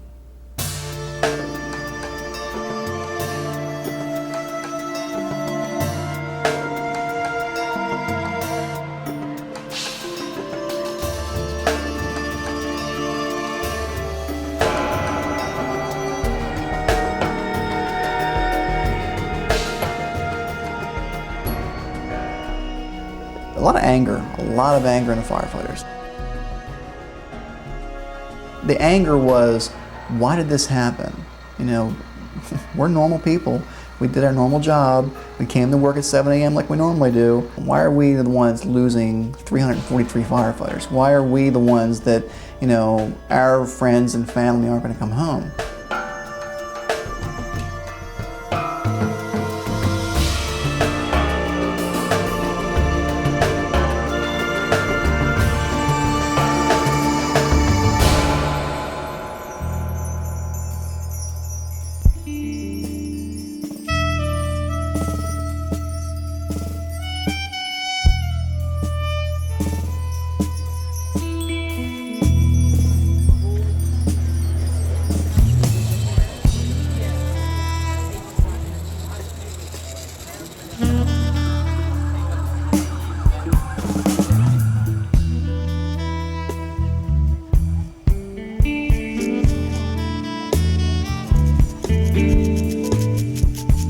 Well, the day I went out, I headed to Pier 40, which is being used as a center in which there's a coordinated effort for people to be reunited with their pets.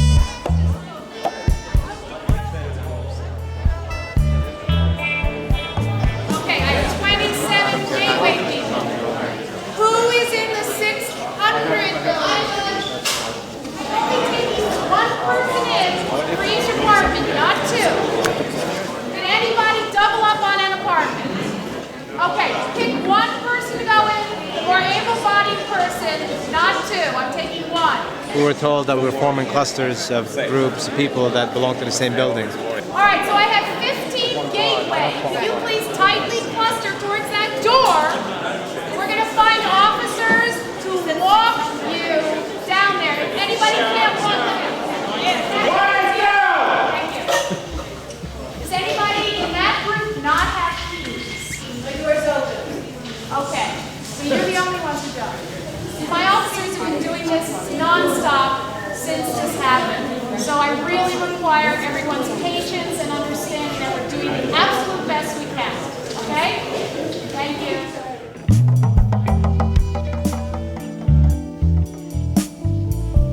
Everyone was really believing that their pets were alive. Excuse me, did you rescue your dog? Sorry? Today? No. No. Just wanted to know if he was fine after 4 days because my dog is still stuck there. Your dad's still down there? Yeah. We're on 120 Greenwich. 120 Greenwich. Yeah. We are the last building on West Street Highway, and people went there with our keys, and we just hope they're going to come back with her. They left like 2 hours ago already. They don't even know if they're going to be able to get in my building. I give them the keys. I have another set of keys just in case if we can go with the other agency. So we try, you know, 2 agencies. Actually, my husband's going right now, so just I need the keys. I give him the keys and. I hope you can get it. Quick. Yes, you know what? There you go. There's the keys. Stay with her. She's going to your building.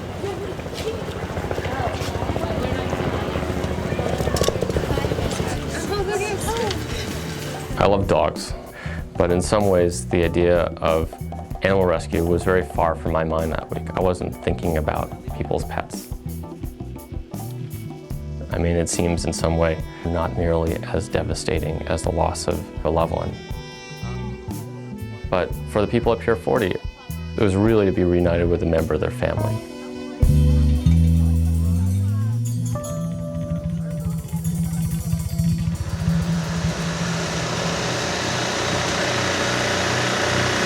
There were makeshift MASH unit they had set up, which was for it wasn't for humans, it was more for the dogs and the handlers and how they took care of all the animals.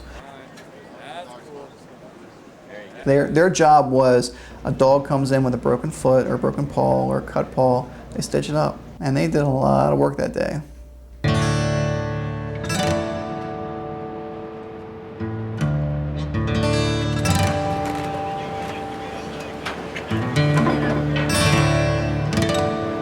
Leave it. All in, leave it. Don't go over there.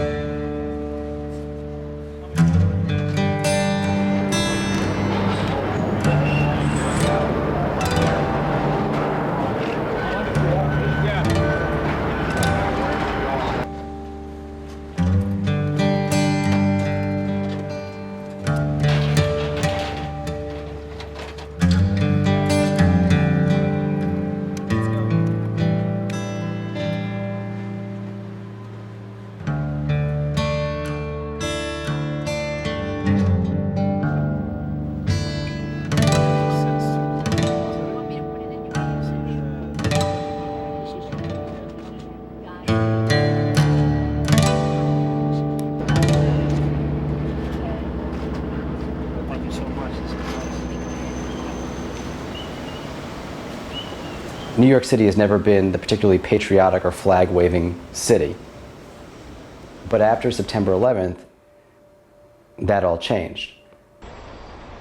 When I walked around Times Square, the only thing I saw everywhere I looked were flags.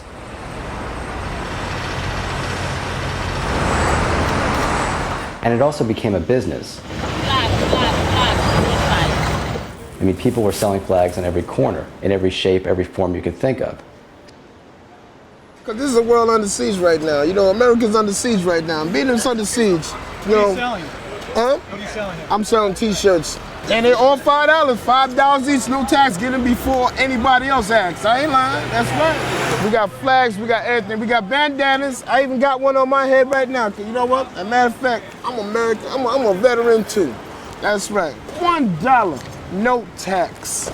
That's right, I pay the tax. So you don't have to ask. That's right, because you ain't never gonna have the World Trade Center no more. Am I right, baby? That's right. I ain't lying. What's going to take about? In the next 10 years, there might be something else there, but it'll never be the same building. You know, that's a memory, and that's a memory lost. It'll always be in people's heart.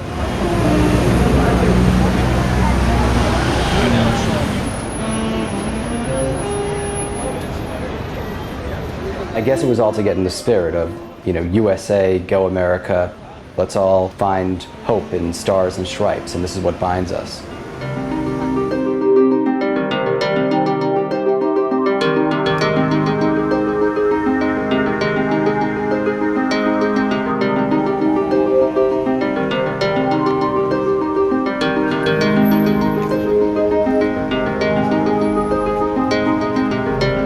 While there was a lot of beauty in what I saw, it also frightened me a bit because it made me think about the arrogance that our enemies see in us.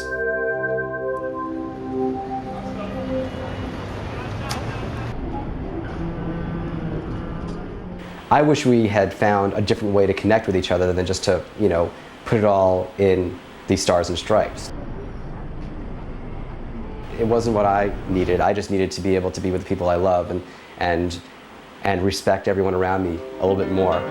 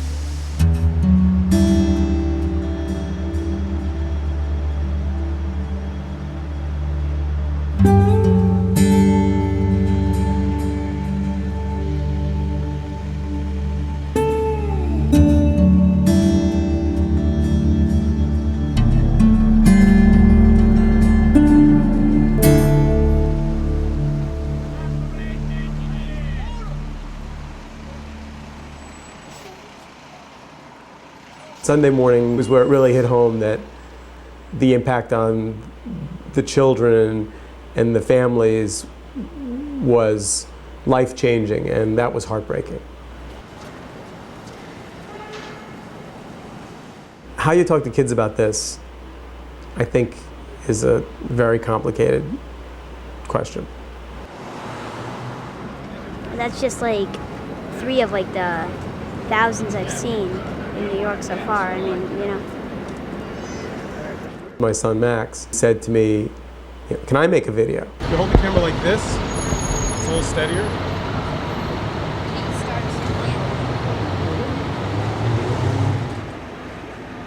So what the video did for us was allowed us to have a thing to talk about. Hey, what did you think of that shot of the flag? Oh, I thought that was really beautiful. Well, what did you like about it? Well, it made me feel that I'm part of something called America. It became a kind of a family project that also became a thing that wasn't scary to talk about. And I think for him, it was also the first time that, that he admitted that he was scared. There's a lot of people, like it was the biggest building in Manhattan, so it probably held the most people, and like, it just makes me think like, I don't know, just scary, how many people.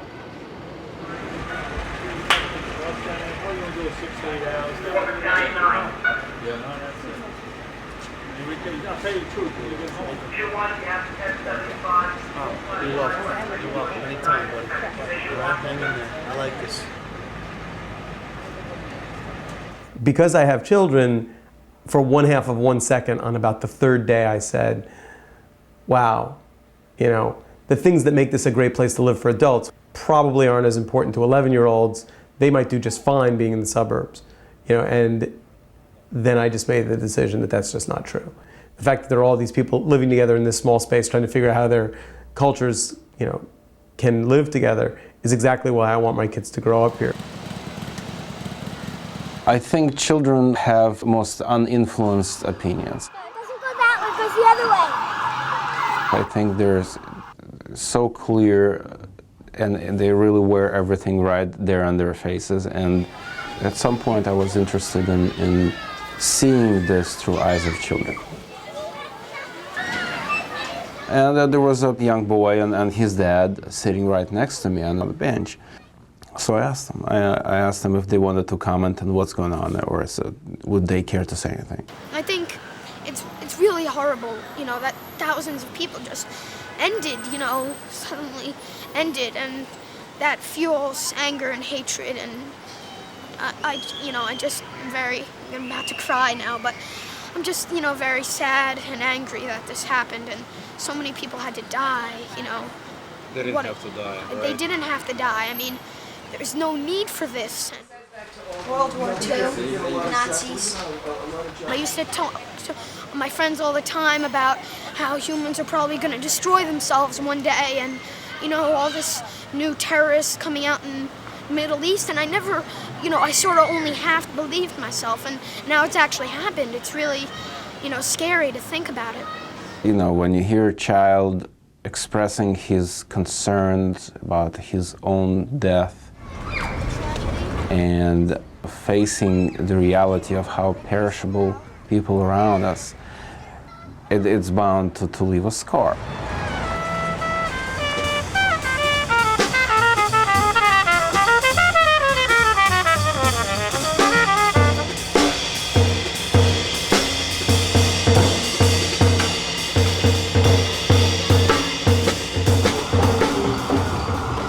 Think about each and every one of you who has lost someone dear to you.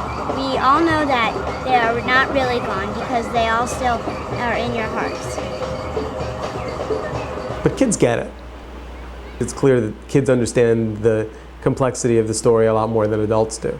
You can just say goodbye to the world because one nuke gets fired, then everybody else breaks the nuclear treaties, and then, it's like a quote from Albert Einstein, who, was talking about, you know, what I used to say to my old friends about how humans will destroy.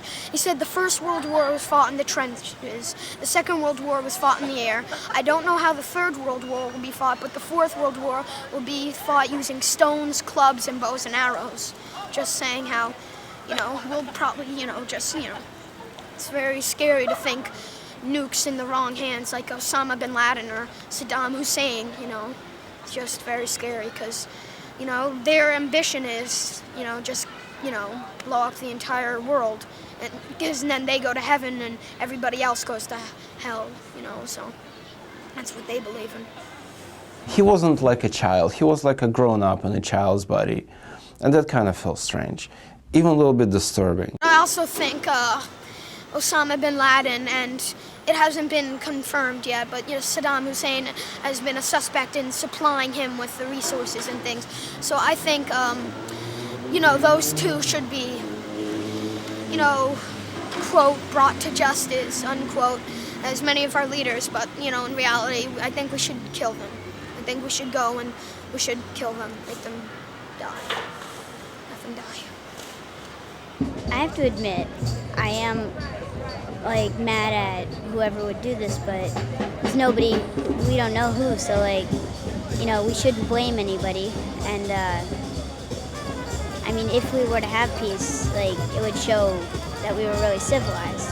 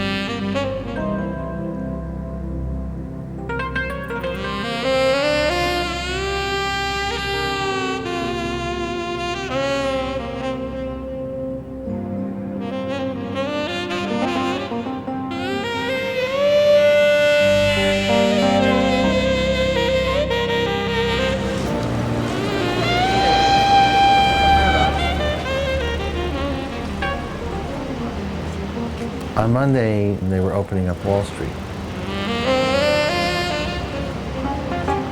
I was shocked, and when I heard they were going to open it up, because it was such a mess everywhere still.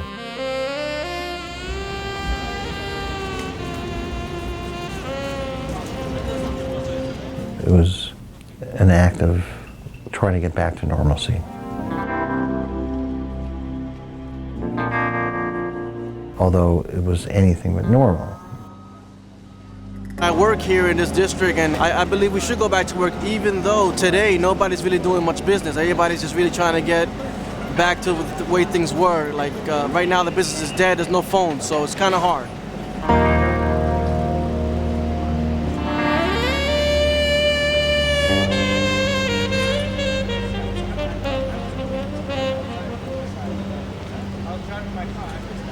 On Monday, I took my video camera and I went to the Wall Street area.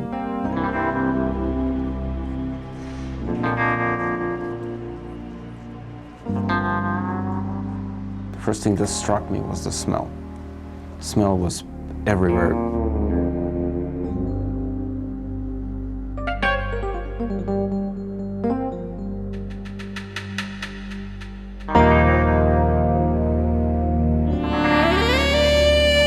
The closer I got to the site, smellier it got. You could probably scoop it with a spoon. It was so thick.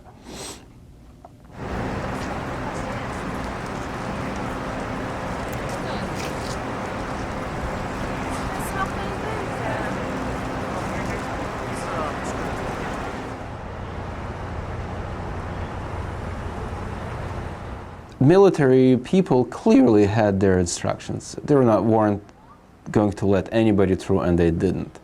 And nobody even tried to get through. Can I get through? We gotta hold it up a minute. Come on. Oh, I'm sorry. Sorry. I'm sorry. This block is packed. We need you to move on. Sir, at the camera. I asked you to move on. Everything was barricaded. People just grouping and quiet. People are quiet. There was like no noise, really. People weren't talking.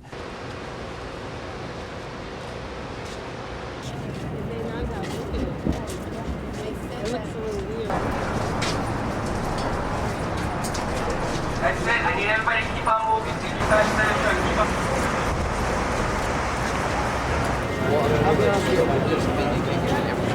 All right, take your last pictures and keep on walking, please. Keep it moving. Bro, I know you want to take pictures, man. You know what I'm saying?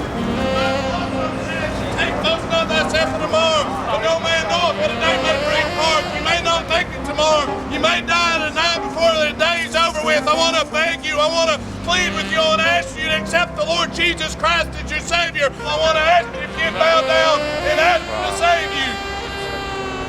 Go down. Put that down. That military presence on the Wall Street area was very threatening. I didn't feel reassured at all. In your hometown, having military, guarding streets and preventing you from walking freely to where you're going, very scary.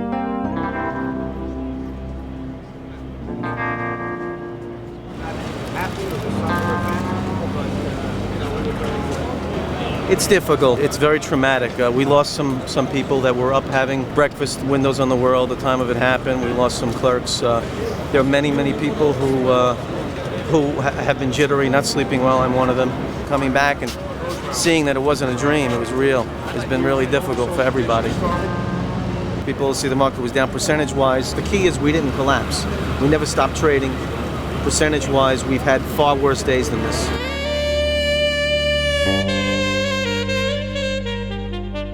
We got through it. I mean, we have to go on. This is part of life.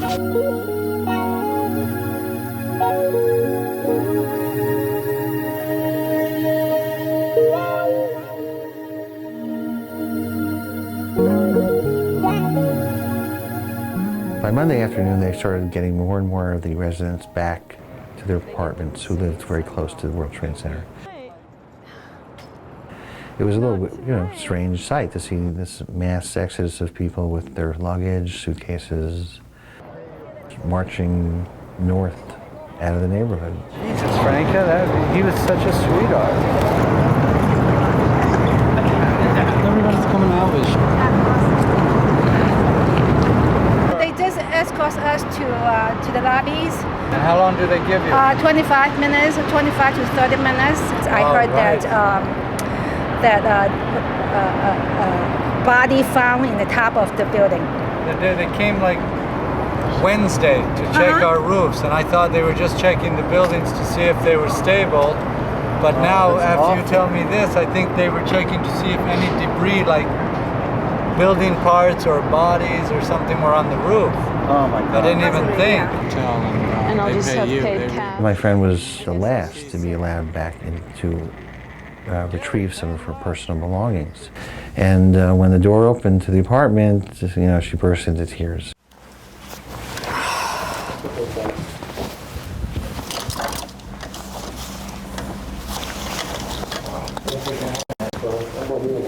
Could have been worse. A lot of people are dead right now. I know that. It's still really hard. It's not easy. It's like fucking ruined. Look at all my clothes. A lot of the stuff is not damaged. It's just dusty. That's all. It's just the window is broken. Are the windows broken? One window broke. But I've been trying to get in here for days. Yeah. Yeah, it's just like a shock. It's just such a shock for me. I can't believe those motherfuckers, I just hope they all fucking rot in hell. I really do.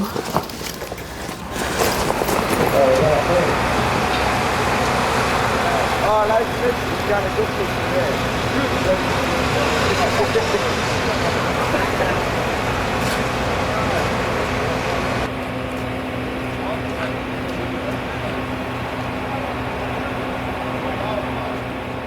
When I came back to my neighborhood a week later, I felt safe because it was still my neighborhood. But you can smell, the smell was worse than any smell you could ever imagine, worse than the day it happened. And I started filming what it looked like a week later. And now it's not Tribeca anymore.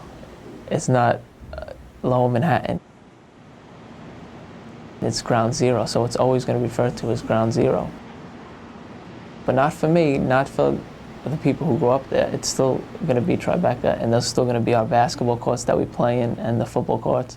It's just a way of adjusting that we have to get used to now.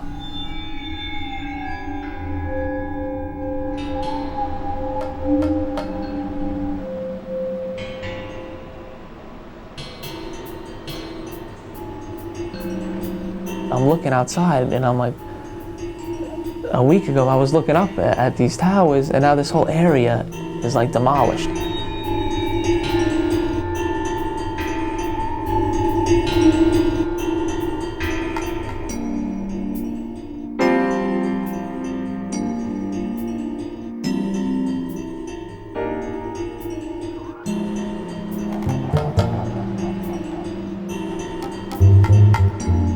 And I filmed the Statue of Liberty because that's still standing.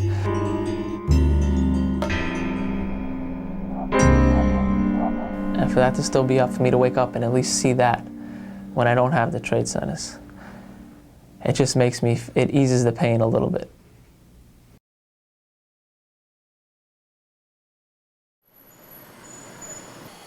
This is our apartment at 910 Park Place, Brooklyn, New York. It's the 11th of March around 10:20. And I'm going to show the lights where the World Trade Centers were, the temporary memorial.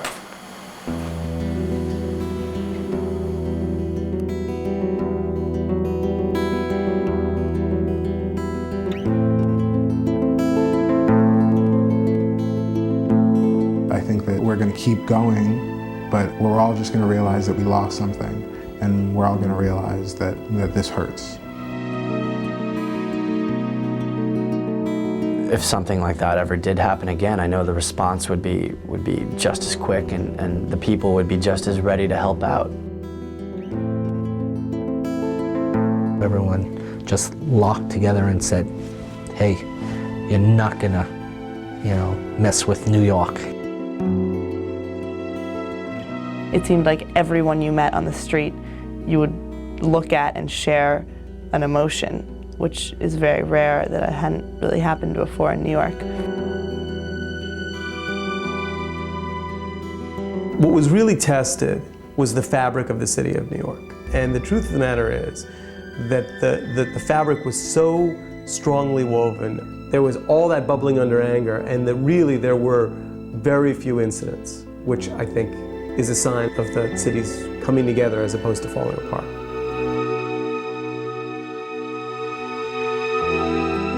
I don't think I could live anyplace else. I mean, even after all this happening, I don't think I want to live anywhere else but here.